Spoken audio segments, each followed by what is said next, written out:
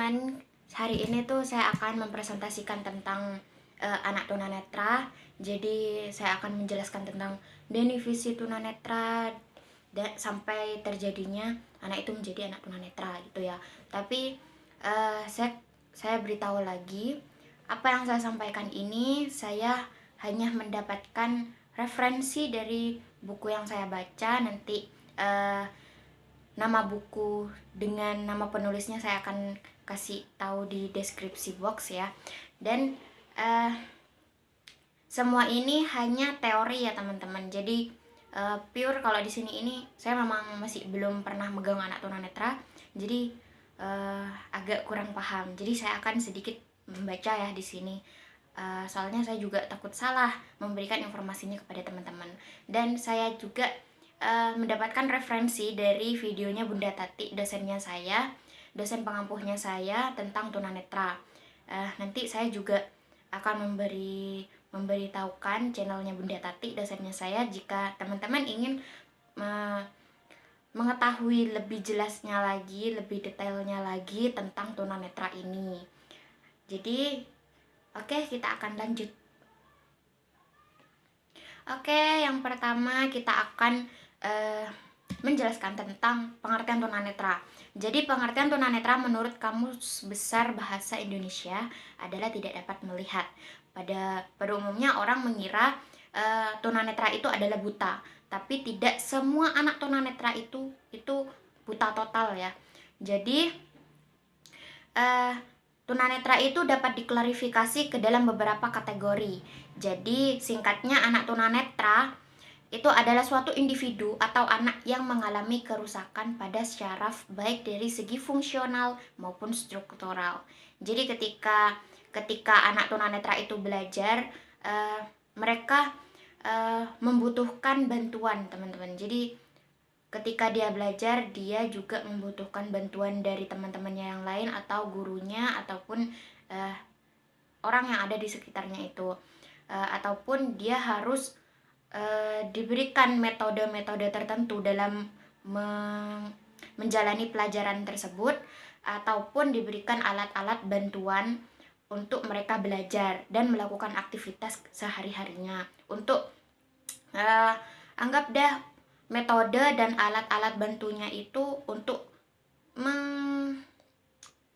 gimana ya, agar dia tidak kesulitan, teman-teman. Jadi kalau misalkan kita awas gitu, kita yang bisa melihat, kita memang tidak membutuhkan bantuan ataupun alat bantuan dari seperti yang anak tunanetra lainnya gitu.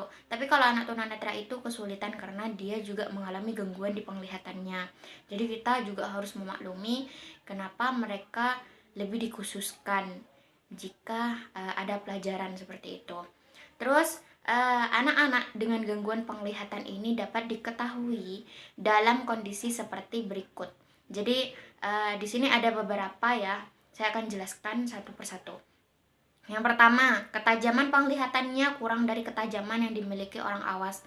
Jadi kalau misalkan anak tunanetra, memang mereka itu tidak seperti orang awas yang lainnya. Jadi mereka juga mengalami ketergangguan di ketajamannya. Kadang ya mereka gak bisa fokus gitu karena ada terganggu di syaraf matanya. Makanya kenapa disebutkan anak tunanetra seperti itu.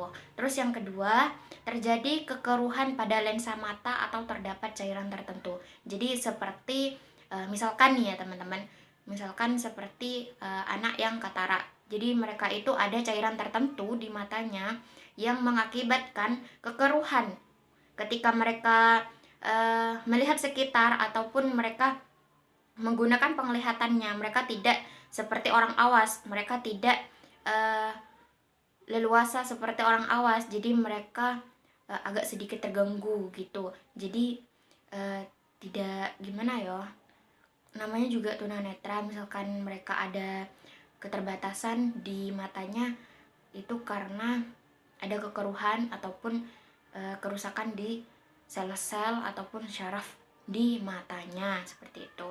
Itu terjadi ketika mereka waktu dilahirkan ataupun waktu memang mereka sudah menjalani pertumbuhan seperti itu. Nanti saya jelaskan lebih lanjutnya lagi. Dan yang ketiga itu posisi mata sulit dikendalikan oleh syaraf otak. Jadi sama seperti yang nomor 2 tadi, kebanyakan anak tunanetra itu memang saraf otaknya tidak bisa mengendalikan gerak pada matanya. Jadi kita sering kan melihat gitu, anak yang tunanetra itu matanya tidak bisa dikontrol dengan baik. Jadi ada yang bisa dikontrol dengan baik, ada juga yang kesulitan untuk mengontrol matanya dengan baik seperti itu. Itu karena syaraf matanya itu tidak bisa fokus. Jadi kalau misalkan dia gak fokus ya matanya itu gak bisa menang gitu. Misalkan teman-teman yang lain punya teman ataupun saudara tunanetra pastinya lebih tahu ya, ketika mereka tidak fokus itu seperti apa dan ketika fokus itu seperti apa. Kalau fokus itu tuh seperti kita orang awas ya teman-teman. Kalau tunanetra itu hampir semuanya itu mengalami yang ketidakfokusan itu. Jadi saya tidak mengejudge semua anak tunanetra itu tidak bisa mengontrol saraf matanya ya. Jadi hanya hampir semuanya. Seperti misalkan saya kasih contoh ya, anak tunanetra yang total, sebenarnya anak tunanetra yang total itu mereka bisa fokus, tetapi anak yang tunanetra total ketika dia melihat ke atas dengan kepalanya dikeataskan, maka matanya akan ikut ke atas. Ketika kepalanya itu ke bawah kan, maka matanya itu juga ikut ke bawah, jadi mengikuti arah dari kepalanya itu. Jadi mereka memang fokus, tetapi matanya itu mengikuti arah dari kepala mereka gitu. Kalau misalkan ke atas ya matanya ke atas, misalkan kepalanya itu ke bawah ya matanya itu ke bawah, seperti itu. Jadi anak tunanetra itu tidak semuanya mengalami yang kesulitan buat ngontrol matanya. Jadi ada juga yang fokus, ada juga yang tidak fokus, tapi lebih kebanyakan itu yang tidak fokus gitu. Terus yang selanjutnya yang keempat itu terjadi kerusakan susunan saraf otak yang berhubungan dengan penglihatan. Jadi teman-teman, kalau tunanetra itu memang semuanya mengalami kerusakan ataupun terganggu di saraf matanya sehingga mereka itu mengalami ketunanetraan seperti itu. Oke, sekarang kita akan membahas tentang klasifikasi anak tunanetra. Jadi klasifikasi tunanetra yang akan dijelaskan ini kan cukup beragam. Klasifikasi ini bukan untuk menyekat-nyekat. Saya ulang lagi, bukan untuk menyekat-nyekat. Jadi melainkan sebagai starting point atau titik dimulainya. Jadi asesmen agar mudah gitu anak tunanetra diberikan pelayanan yang sesuai dengan apa yang mereka butuhkan gitu. Jadi kalau misalkan kita udah memberikan atau kita sudah tahu apa itu starting pointnya, jadi kita kan gampang gitu ya untuk mengasesmen gitu. Terus di sini kan klasifikasinya yang dialami tunanetra itu ada beberapa. Jadi saya sudah melainkan menjadi 5 bagian. Dan yang pertama itu kita akan membahas tentang tunanetra yang berdasarkan pada waktu terjadinya. Oke. Jadi yang pertama itu tunanetra sebelum dan sejak lahir. Jadi sama sekali anak tunanetra yang mereka titik dimulainya itu dari mereka sudah sebelum dan sejak lahir itu mereka tidak pernah mempunyai pengalaman visual sama sekali. Jadi mereka tidak mempunyai tidak ada pengalaman penglihatan ataupun pengalaman visual apapun. Jadi yang mereka tahu hanya kegelapan seperti itu. Terus yang kedua itu ada tunanetra setelah lahir atau usia kecil. Nah ini nih sebenarnya hampir sama kayak yang tadi. Tapi kalau yang pertama itu kan itu tidak ada pengalaman sama sekali ya teman-teman. Tapi kalau yang kedua ini anak tunanetra yang dia setelah lahir atau usia kecil, jadi mereka sudah memiliki kesan-kesan visual. Jadi mereka sudah pernah melihat kehidupan yang terang ini gitu kan. Tapi di memori otaknya mereka tidak semua yang mereka ingat itu tidak semuanya diingat. Jadi hanya beberapa kesan atau beberapa pengalaman penglihatan yang mereka ingat, bukan seluruhnya. Oke. Terus yang ketiga itu ada tunanetra usia sekolah atau remaja. Jadi sama dengan yang nomor 2 tadi, mereka sudah mempunyai pengalaman visual. Tapi kalau yang nomor 2 itu kan mereka masih belum cekat di memori. Tapi kalau misalkan yang nomor 3 ini mereka karena sudah sejak remaja mereka mengalami tunanetra, jadi mereka sudah mengalami atau mereka sudah mengingat lebih banyak dari yang nomor 2 tadi. Jadi yang nomor 3 ini sudah meninggalkan pengaruh yang mendalam gitu terhadap proses pengembangan pribadinya. Jadi sudah paham betul bagaimana caranya mereka menjalani kehidupan sehari-hari. Jadi melakukan kegiatan sehari-hari mereka juga sudah tahu gitu. Mereka juga sudah bisa meskipun mereka sekarang sudah mengalami ketunaan gitu. Terus yang selanjutnya itu tunanetra pada usia dewasa. Yang sudah dewasa ya. Jadi sebagian besar sudah sulit mengikuti latihan-latihan penyesuaian diri. Soalnya kan mereka juga sudah terbiasa dengan penglihatan mereka, dengan bantuan penglihatan ketika mereka melakukan aktivitas apapun. Mereka juga ketika melakukan semuanya itu dengan penglihatan mereka sendiri. Tetapi kalau sudah dewasa itu juga semakin sulit ya, karena mereka juga pasti terpuruk dulu ketika mereka sudah mengalami ketunaan. Karena di psikolog juga seperti itu. Jadi hal pertama yang dialami oleh orang ketika dia sudah mengalami ketunaan, mereka pasti akan mengalami keterpurukan atau ketidakterimaan mereka atas apa yang terjadi seperti itu.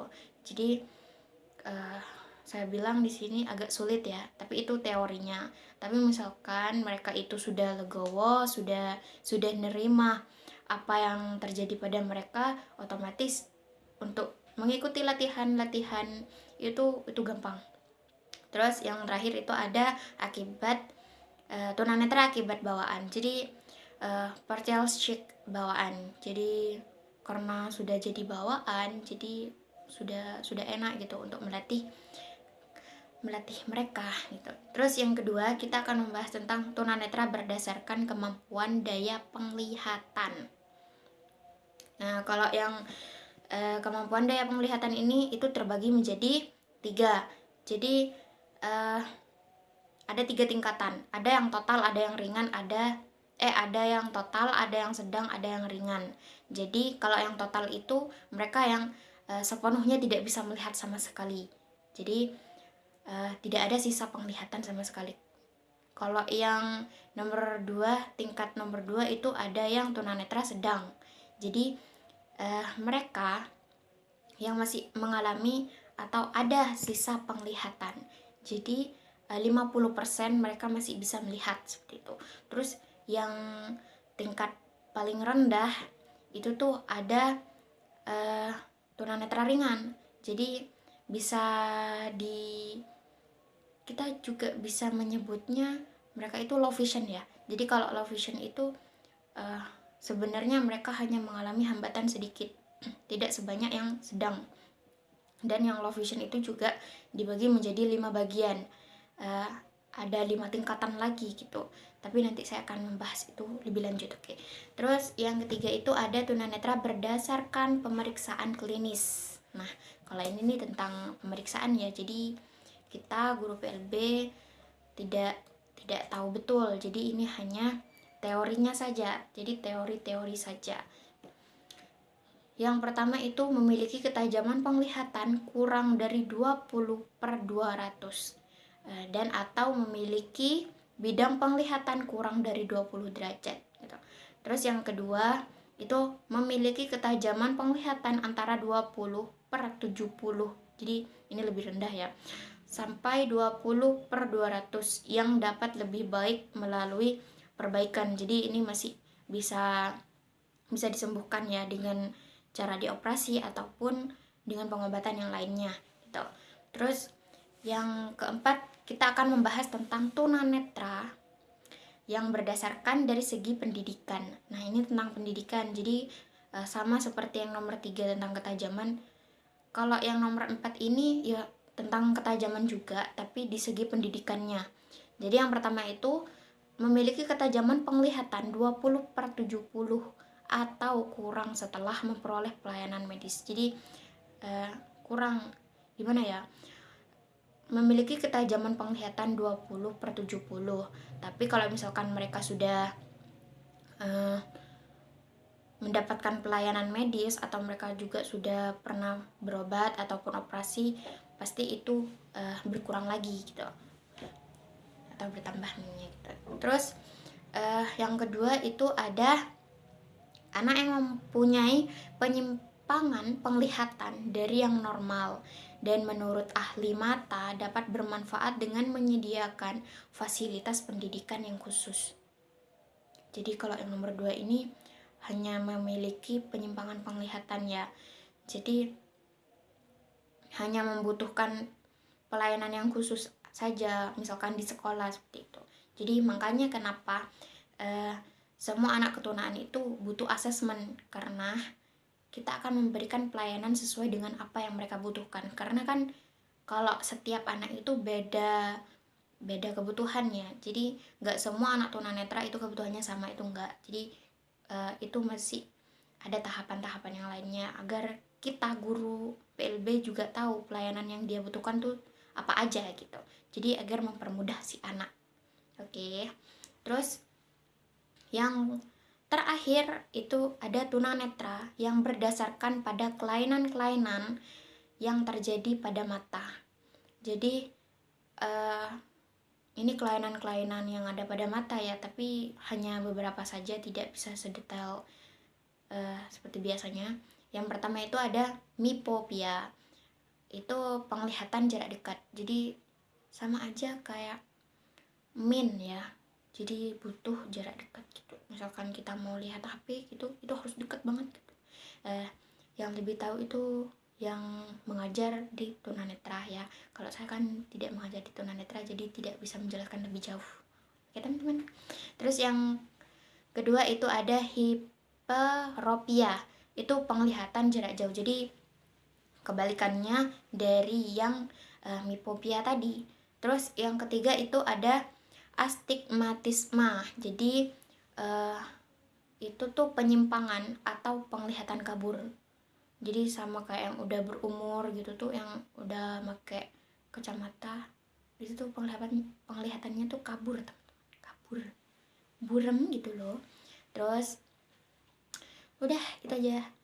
Terus kita akan lanjut bahas tentang faktor-faktor penyebab terjadinya gangguan atau kecacatan pada organ mata. Jadi kalau yang ini nih kan ada tingkatan-tingkatan juga, ada sekat-sekat juga, bukan sekat ya, bukan sekat, tapi perkelompokan. Kita anggap perkelompokan, bukan sekat-sekat. Jadi yang pertama itu ada di masa kehamilan. Di masa kehamilan. Jadi ini untuk ibu-ibu tuh penting banget, buat anak-anak remaja yang mau nikah tuh penting banget ditonton lah gitu ya. Terus yang pertama itu ada masa kehamilan. Jadi yang pertama itu ada penyakit campak Jerman. Jadi kenapa ibu hamil itu harus menjaga kandungan atau menjaga dirinya sendiri agar mereka itu terhindar dari virus-virus gitu. Jadi yang pertama itu ada penyakit campak Jerman, yang kedua itu penyakit sifilis. Nanti saya jelasin yang lebih lengkapnya lagi. Terus yang ketiga itu ada akibat kecelakaan. Akibat kecelakaan, keracunan obat-obatan, zat kimia atau sinar laser, atau kebiasaan mengonsumsi alkohol ketika hamil gitu. Terus ada juga infeksi virus rubella.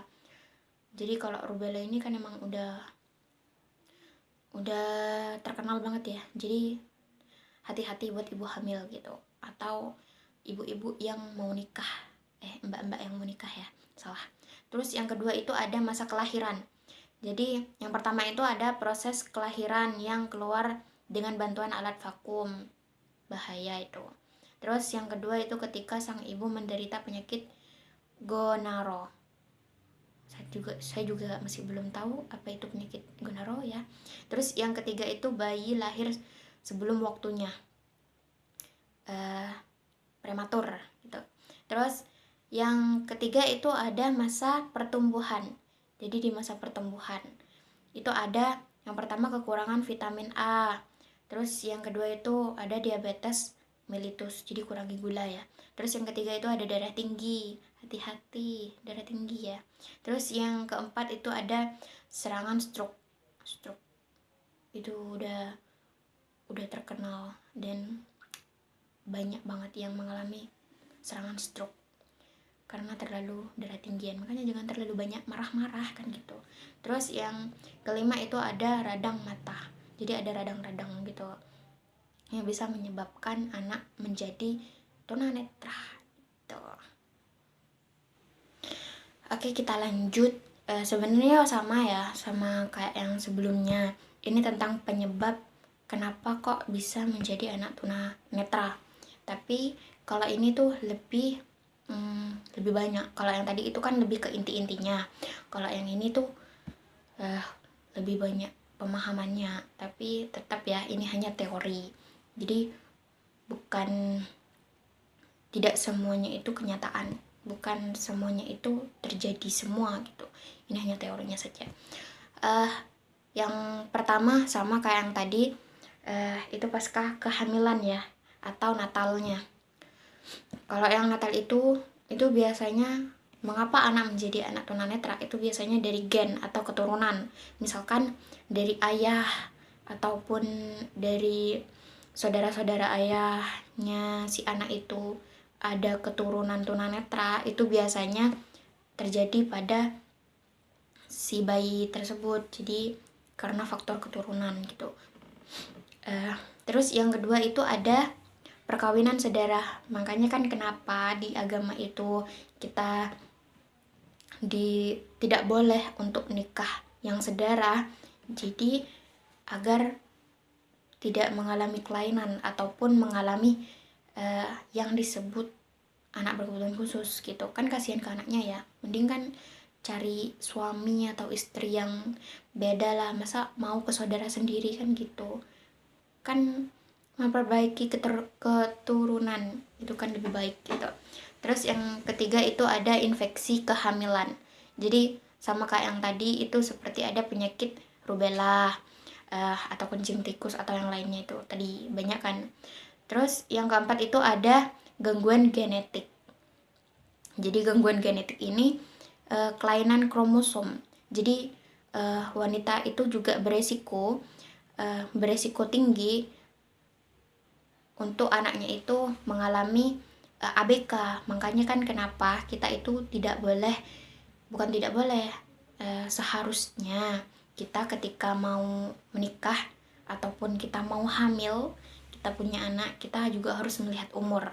Wanita itu biasanya ketika dia umurnya terlalu muda ataupun terlalu tua itu akan menyebabkan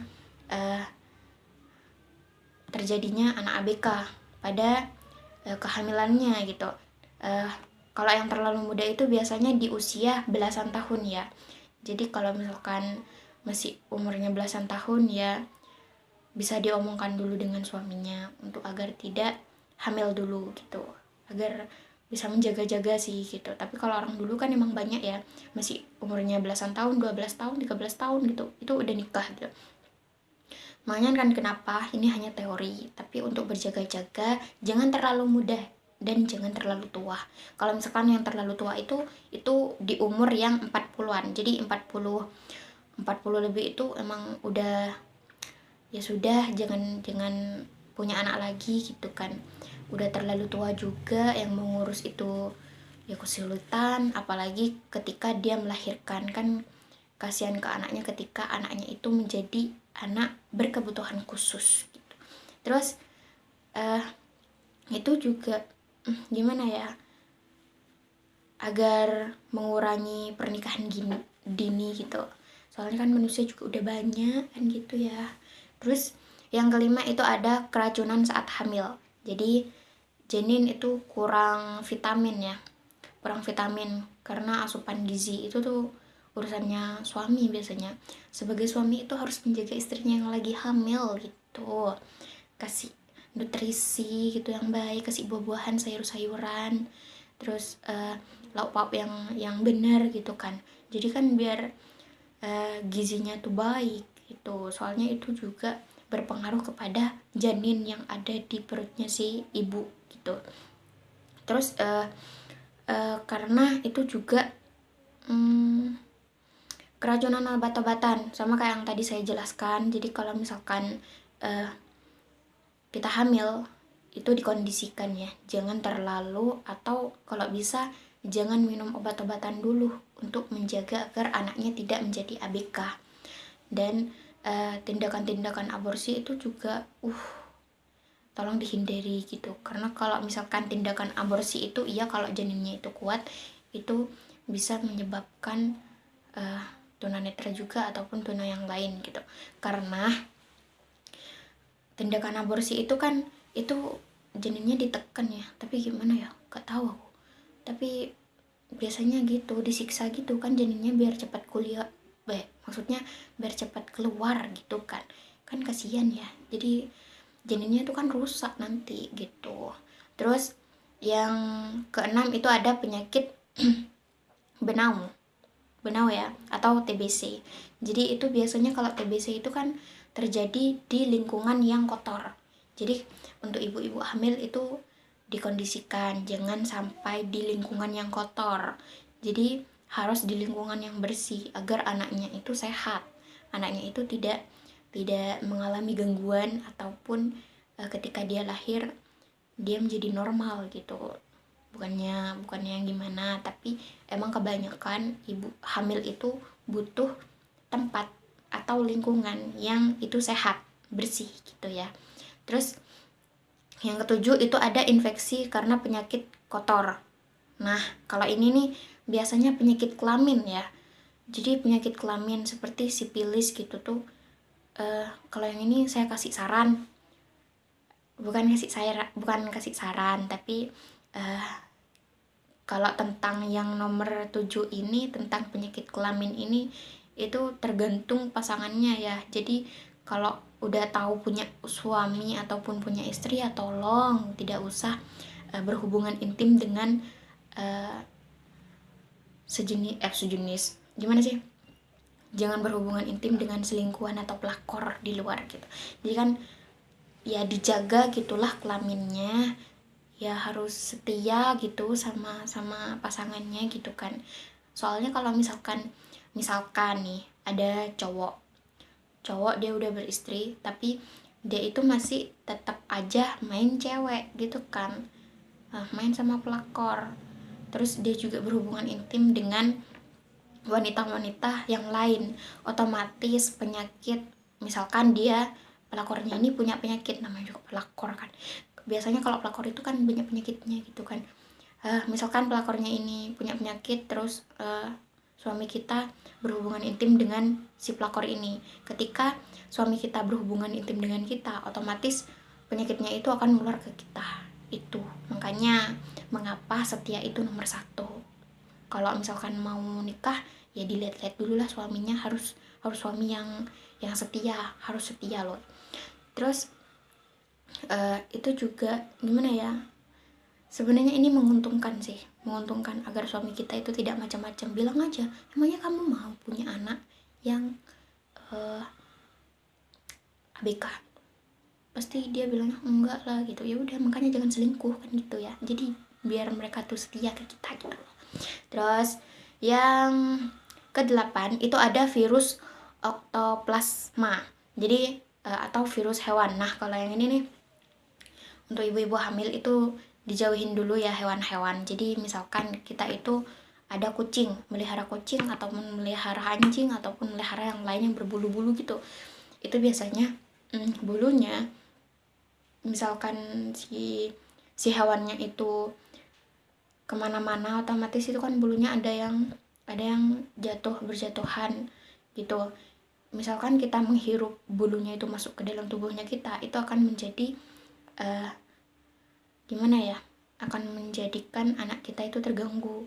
Jadi anak kita akan menjadi ABK ataupun menjadi anak tunanetra itu karena kita tidak hati-hati gitu.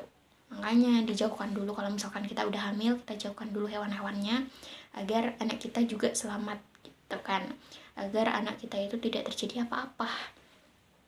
Dan yang 9 itu ada faktor resos. Resos itu bisa kita juga bisa menyebutkan itu RH ya. Jadi kekurangan oksigen. Itu biasanya, makanya kita tuh harus di perdesaan gitu, nggak seharusnya ya. Tapi emang lebih baik kan kita tidak kekurangan oksigen. Kita harus selalu terpenuhi oksigennya agar anaknya kita juga baik gitu.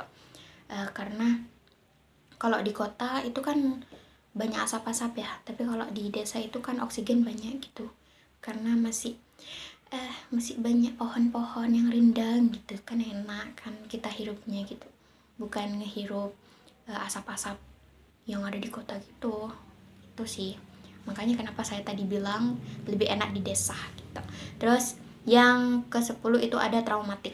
Jadi biasanya untuk ibu kehamilan, untuk ibu-ibu yang hamil itu karena kemarinnya itu ada seperti traumatik atau trauma karena mungkin ibu itu sudah pernah mengalami keguguran gitu kan sebelumnya, jadinya ibu itu mengalami trauma. Kalau misalkan ibu itu terlalu trauma dan ibu itu terlalu banyak pikiran tentang calon anaknya ini, itu juga mengganggu perkembangan janin gitu.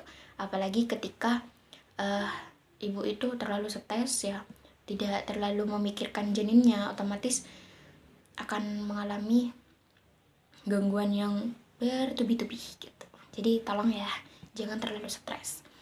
Untuk suami juga harus menjaga istri, karena misalkan terlalu stres juga yang rugi kan suami gitu kan. Terus yang ke-11 itu ada radiasi sinar X. Nah, kalau ini biasanya itu terjadi pada anak-anak muda yang baru nikah gitu. Kalau misalkan terlalu muda gitu kan, baru hamil nih anak pertama, itu biasanya kan kita kepo anaknya kita tuh kayak gimana sih gitu. Jadi kita selalu nggak USG gitu. Padahal kalau di USG tok itu tuh biasanya kasihan ke anaknya, soalnya kan sinar X-nya itu bahaya gitu buat janin gitu kan, mending jangan terlalu sering, harus dikurangi gitu. Terus juga ada karena alat-alat pabrik kayak gitu. Jadi makanya kan tadi saya bilang kalau ibu hamil itu tidak boleh stres. Ibu hamil itu harus ada di tempat yang tidak kotor, dan ibu hamil itu juga jangan terlalu banyak keluar ya, agar tidak menghirup udara yang kotor, juga tidak ketemu dengan alat-alat pabrik, karena itu sangat berbahaya. Seperti itu berbahaya ketika Natal ya, ketika prenatalnya. Terus selanjutnya kita akan membahas yang prenatal ya. Prenatal tadi kan Natal, masa kehamilan gitu kan. Tapi kalau yang kedua ini tentang prenatalnya, jadi tentang proses kelahirannya gitu ya. Ini lebih sedikit kok. Itu biasanya kan kalau waktu proses kelahiran banyak yang mengalami gangguan ketika proses persalinannya itu prematur. Kadang ya dokter atau bidannya itu masih baru belajar, masih baru jadi dokter, ataupun masih baru jadi bidan gitu. Jadi kita sebelum mau lahiran, kita itu harus mencari tempat untuk kita melahirkan, mau melahirkan di dokter ataupun di bidan ataupun di mana itu. Tapi yang paling penting itu kita harus tahu dulu orang yang akan menangani kita itu sudah kompeten di bidangnya atau enggak, atau dia itu masih baru belajar. Jadi sebagai sebagai gimana ya, persiapan untuk untuk persalinan gitu. Jadi waspada aja sebelum kita dijadikan contoh yang tidak benar kan gitu oleh yang orang-orang masih baru kan gitu. Terus yang pertama itu ada kerusakan saraf mata saat kelahiran. Itu biasanya ada ketika si bayi waktu dilahirkan itu mengalami benturan keras di kepalanya.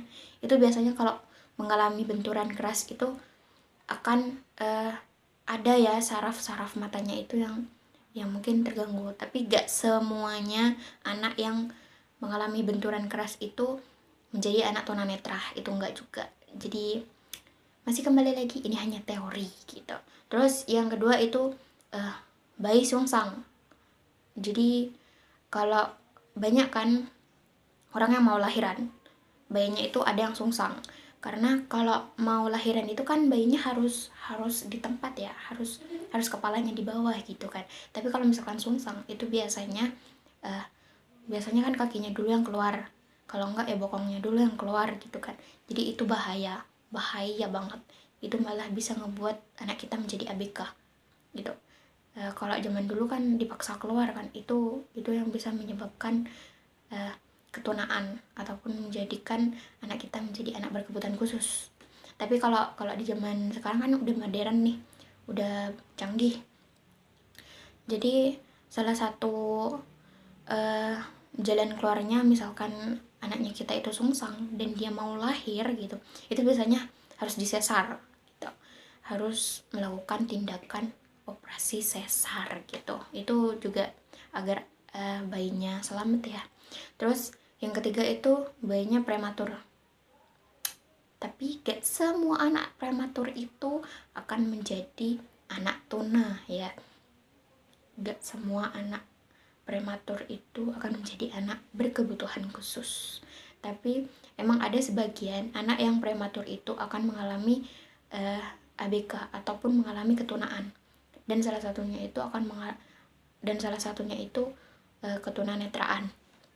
Terus yang keempat itu tadi kan prematur ya, yang ini tuh postmatur gitu. Jadi kehamilan terlalu tua, jadi 9 bulan lebih. Makanya kenapa kita kalau sudah mau 9 bulan kita itu harus periksa. Karena kalau misalkan itu lebih dari 9 bulan itu juga mempengaruhi si janin, mempengaruhi calon anaknya kita gitu. Karena kalau kehamilan itu terlalu tua itu juga bisa membuat anak kita menjadi tunanetra ataupun keturunan yang lain gitu ya. Kok menjadi anak ABK, dan jangan sampai ya teman-teman.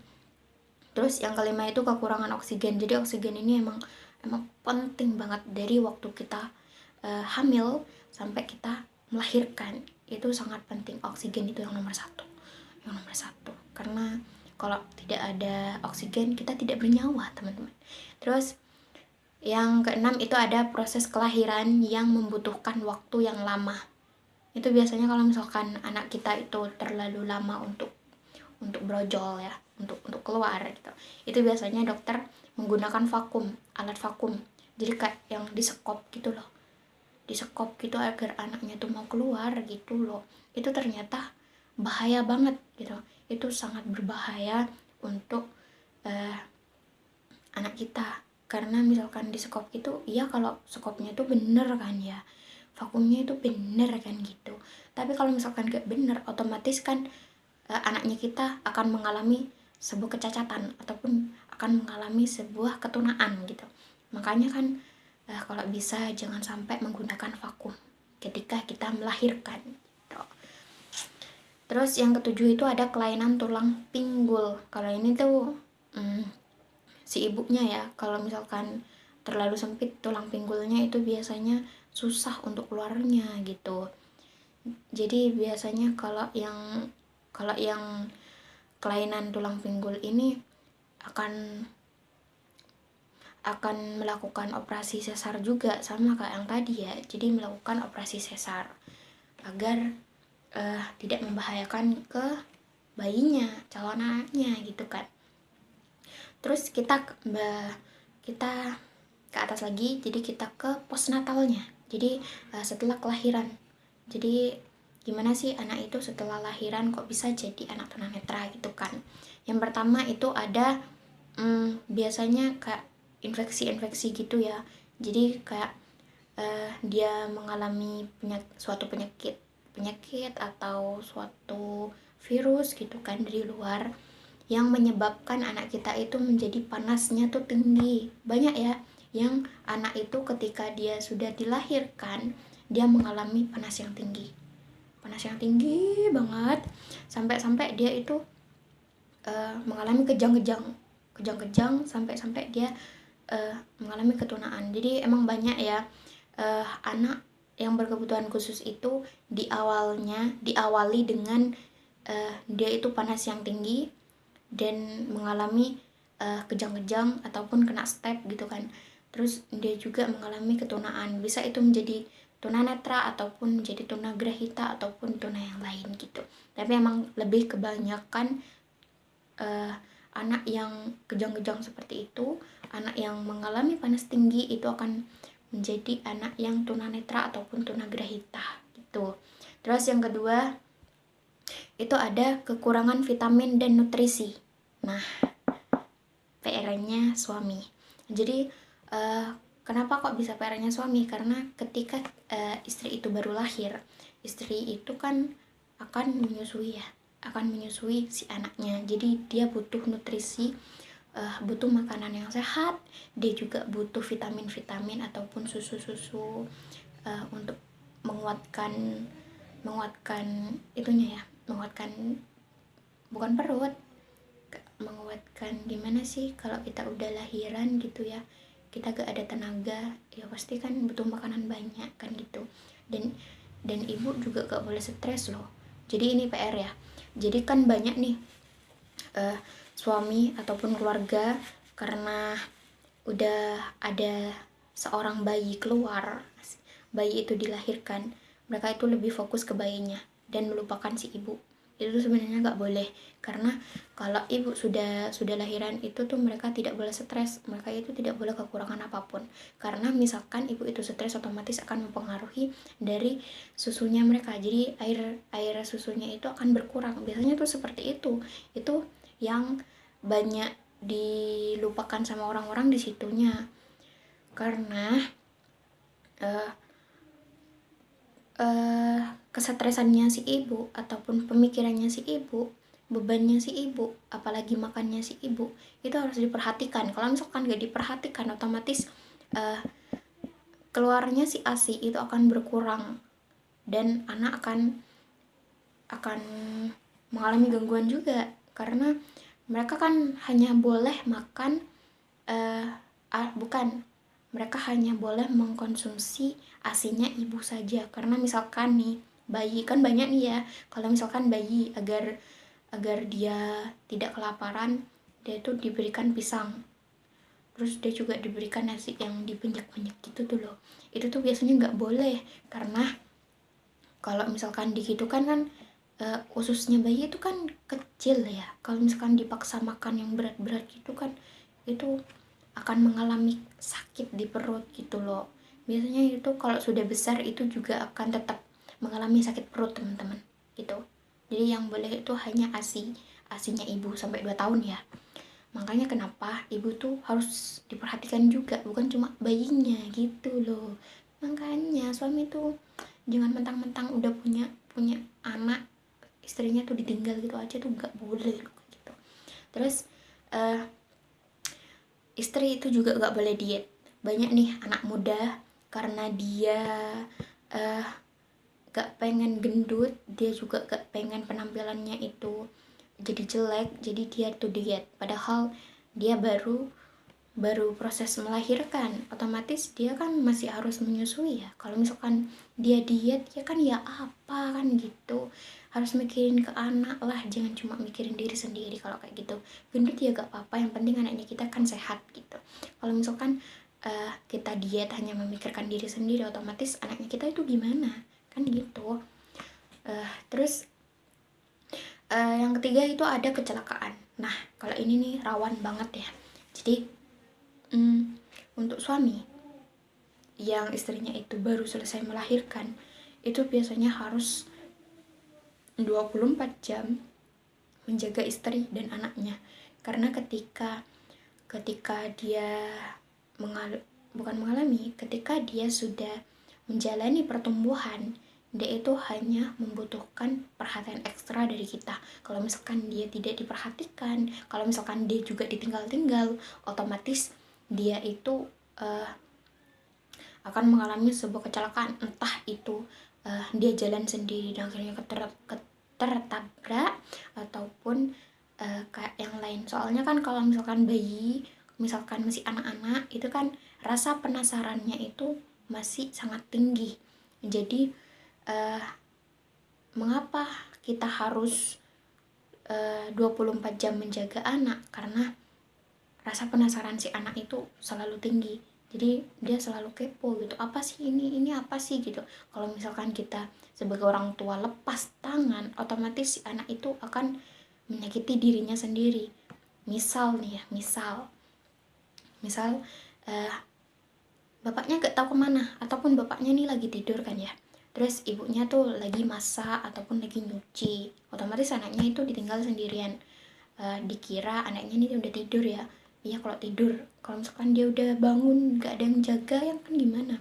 Terus dia juga main jalan gitu kan, keluar, dan ternyata dia menemukan sebuah benda tajam. Ini apa sih, ini kegunaannya apa sih gitu kan. Otomatis rasa penasarannya itu tinggi banget, lebih tinggi dari kita, kayak kita kan. Itu biasanya dia itu akan menyakiti dirinya sendiri, entah itu melukai dirinya sendiri ataupun kayak dimasukkan ke matanya gitu. Itu kan bahaya kan, itu kan bisa menjadi anak tunanetra. Itu sama seperti awal-awal tunanetra itu ada, seperti itu. Makanya kan kita harus menjaga anak ya, bukan hanya memikirkan diri sendiri. Kalau sudah punya anak itu emang udah tanggung jawabnya, kita harus menjaga anak. Kita harus 24 jam siap untuk si anak kita gitu. Jadi untuk orang tua yang masih belum siap, ya dimohon untuk tidak usah lah gitu punya anak, daripada anaknya nanti disia-siakan, nanti anaknya ditinggal-tinggal, kan kasihan juga gitu. Oke teman-teman, itu video terakhirnya saya. Bukan video terakhir ya, maksudnya penjelasan terakhir ya. Kalau misalkan nanti saya ada materi baru ataupun sedikit pemikiran tentang apa itu ABK, apa itu nanti saya akan buat videonya, agar berbagi pengalaman aja, berbagi ilmu aja gitu. Dan kalau yang video ini pure saya emang nggak pernah megang anak tunanetra, jadi ini hanya teorinya saja. Saya masih belum ada pengalaman di dalamnya. Jadi misalkan ada kesalahan perkataan ataupun penyampaian ataupun perbuatan dari saya yang tidak sopan ataupun tidak berkenan, saya mohon maaf, karena saya juga tidak tahu dan saya juga masih belajar seperti. Jadi semoga teman-teman mau menerima dengan baik video dan apa yang saya sampaikan ini. Jadi see you next time.